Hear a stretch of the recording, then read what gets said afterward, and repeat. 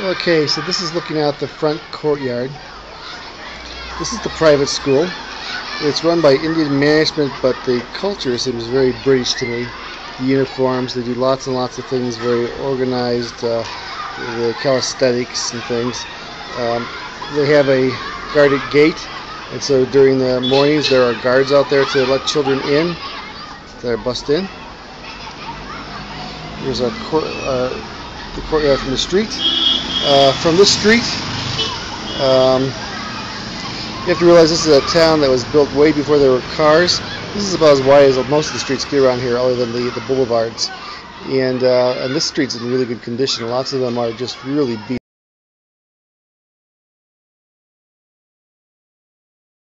to see guys with backpacks loaded way above their heads full of textiles, to have guys bicycles carrying totally loaded with produce. There are these kind of truck car things that instead of having a steering wheel, the front part is open and the guys drive by pulling kind of like reins. Motorcycles are the preferred way of traveling around here. This is really quiet right now, but normally it's very, very busy.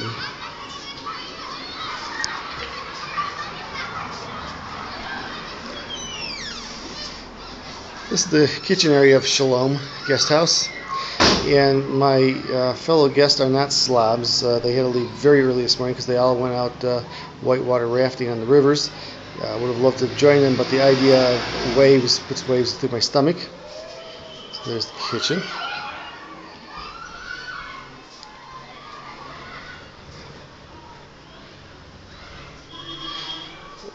In the guests outside the door, we just put our laundry down on the floor, and a lady comes and picks them up and does our laundry, irons them, folds them, and brings them back for a few cents for each piece.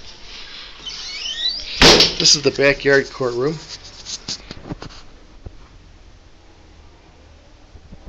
And that's the stairway that goes up to the rooftop where I talked to you before. And this is the bigger area, so people socialize here at night, drinking Nepali beer, laughing about the day's events. It's also a place where people can do their own undies and hang them up because, let's be honest, no one wants to send their undies out.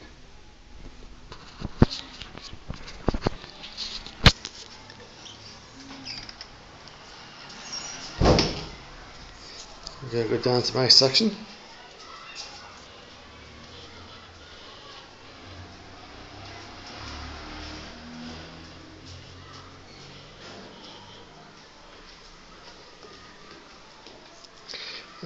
We have guests here from Belgium, France, the UK, Scotland. They're involved with various projects. Two are working with a agricultural aquatic facility where under one roof you'd be able to do fish farming and grow algae and a number of other related things. They'll have that job done in 3 months. Another one is studying human rights. And I think that this is a good country to do it in because, Bhutan fancies itself the happiest country in the world, but their Bhutanese population was growing quickly, and so they expelled them. And so there are at least 6 refugee camps here. There are also Tibetan refugee camps. And I think it's quite a commitment for one of the poorest countries in the world to be making, caring for others. Here's the bathroom. The shower goes right onto the floor. And then when you're done showering, you take the squeegee and you move the water to a hole underneath the gas tank. That's a gas tank. And the gas tank has 2 turn-on valves, and that's for hot water when you shower. I don't use it because I'm afraid I forget to turn the gas off. So I use the second source, which is less hot, but that's okay. It's a hot summer. And that's water heated from solar paneling. And this is a bucket. You've seen those before, right? Buckets. And this is important because every once in a while we run out of water.